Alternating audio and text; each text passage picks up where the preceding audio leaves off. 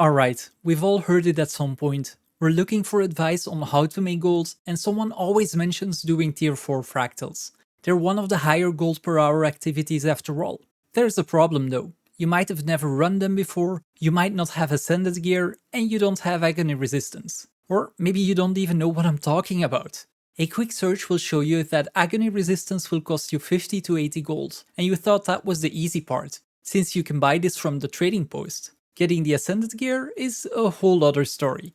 Well, today I will show you how I got my start. Not by accepting handouts, because those don't really help you out in the long term, but by giving you a step-by-step guide that will help you do any fractals tier 3 and below in just a couple of days.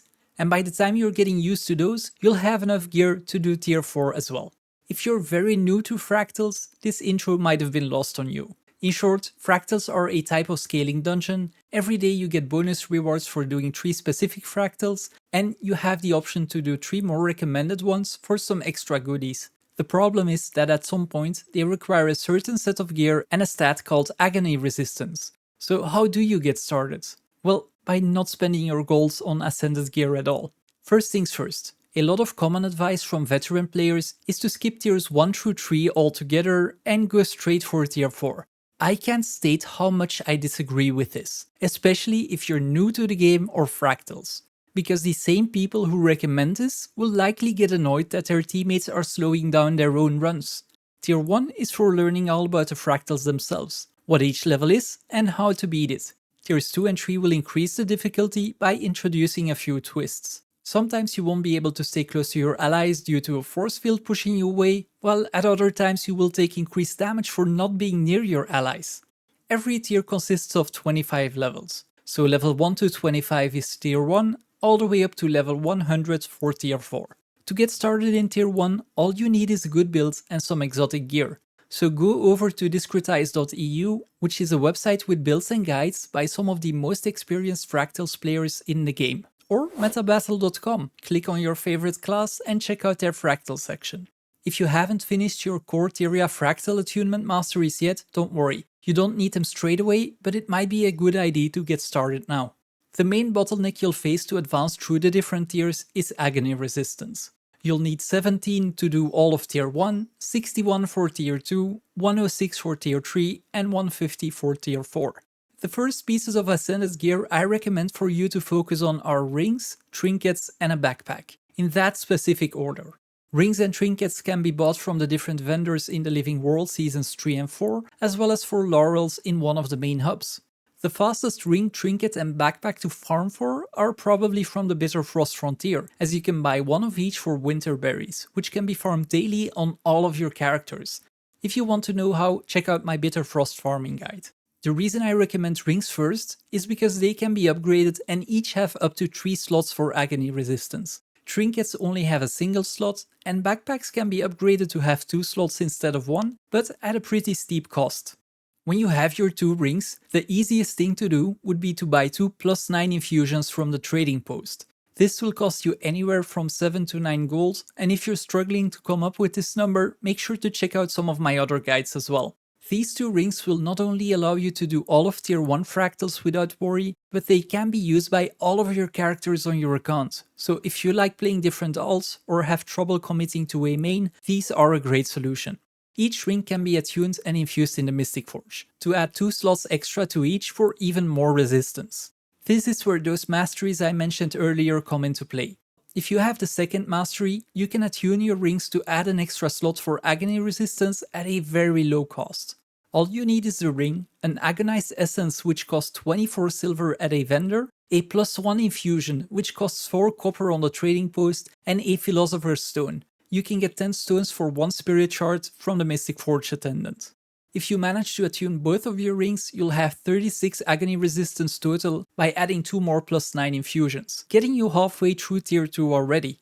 Infusing your rings requires materials specifically dropped in fractals, or bought from the fractal vendors for relics. The hardest to get will be the Shard of Crystallized Mist's Essence. This only drops from tier 3 onwards. If you can't quite get there, or you want to take things slow, you can also buy these for 300 relics, or by chucking 5 of the lower tier essences from tier 2 and some other items into the Mystic Forge. If you have the opposite issue, where you have a shard but not enough globs or vials, you can also deconstruct them in the Mystic Forge for multiples of the lower tier version. I'll leave a link to the relevant wiki pages in the pinned comment. Your goal should be to get 3 slots in each ring, which will take you all the way up to 54 Agony Resistance. I have a huge warning. Whenever you attune or infuse your rings in the Mystic Forge, make sure to extract the infusion first. You can do this by buying an infusion extraction device from one of the Fractal vendors for 24 silver. If you don't do this, you'll destroy your infusion. There is also somewhat of a trick you can make use of when it comes to your rings, by the way.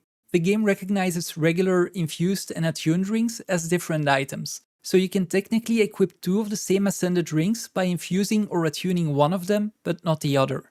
That aside, by the time you unlock your 3 slots on your rings, you'll most likely have access to your trinkets and, who knows, maybe even a back piece. Trinkets come with a single slot and cannot be upgraded, but that's another 18 Agony Resistance total if you add plus 9 infusions to each.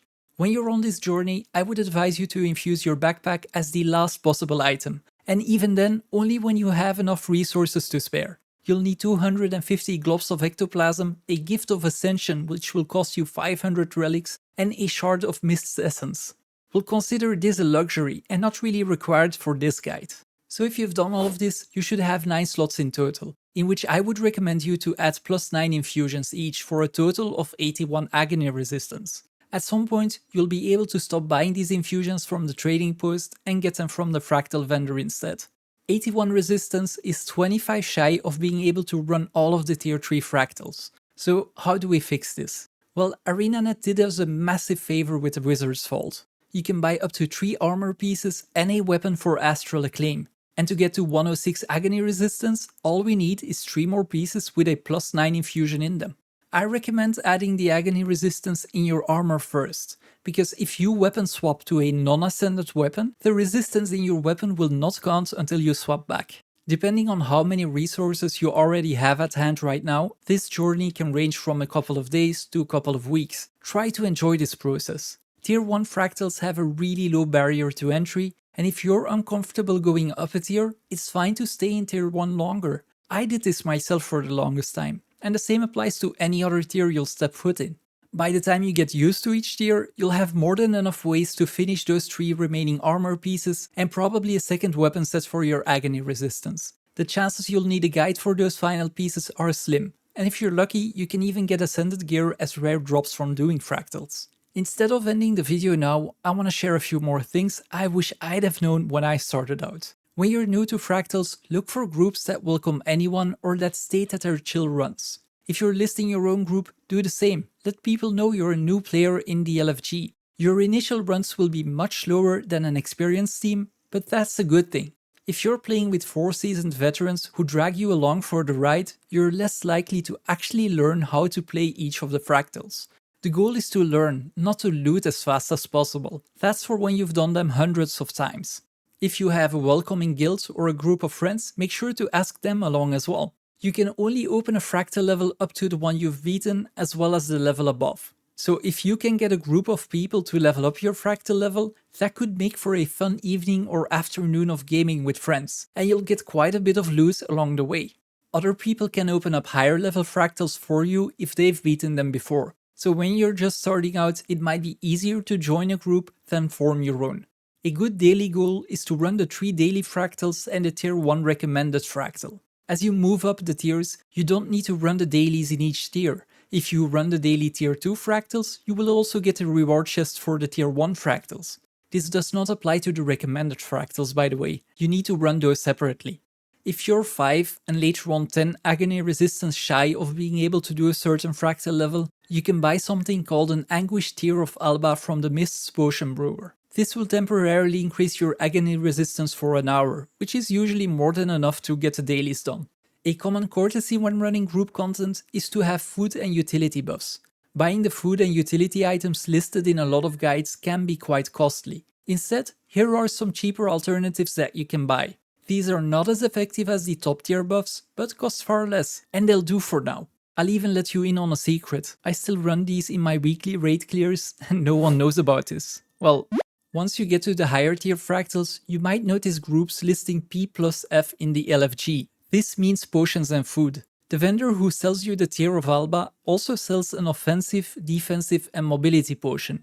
These aren't necessary for lower tiers, but once you get to the higher tiers, it's common courtesy to make sure you're using the large version of these. You can get a large potion from each of the daily recommended chests, by the way, so these will take care of themselves eventually. You can even save up for an infinite use version as a long-term objective. A group usually consists of a healer who also takes care of either quickness or alacrity, a DPS who takes care of the buff the healer can't, and 3 regular DPS. If you're a quickness or alacrity DPS, it's fine to run more boon duration on your gear than recommended in the guide. In fact, I often still run too many diviner pieces instead of berserkers and ritualists instead of vipers as a boon DPS. I am for sure overcapping my own boon duration, but at least the buff never drops on my teammates even if I mess up or they get out of range for some time. Red and orange means bad, green means stack. A teal bar under an enemy's HP is a break bar. Use crowd control skills to deplete it, even if it costs you DPS. This is true for fractals, strikes and raids. Respect this and group content will become far easier. The footage on screen might be overwhelming, as at times you can barely see my character. You get used to dealing with this. It's part of the difficulty of group content in most MMOs nowadays. People will make mistakes, and you will make mistakes. If a teammate messes up, don't get annoyed with them. If they apologize, be the first to tell them it's okay. No one will win by putting a player under pressure for making a mistake. You're all part of the same team. And finally, when you join a group, say hi and tell them what role you want to play. When you're all done, thank everyone for the run. This will go a long way and will even sometimes get you re-invited and make friends. If you have any other comments or questions, leave them down below. And each like and subscribe raises my own happiness level by 1.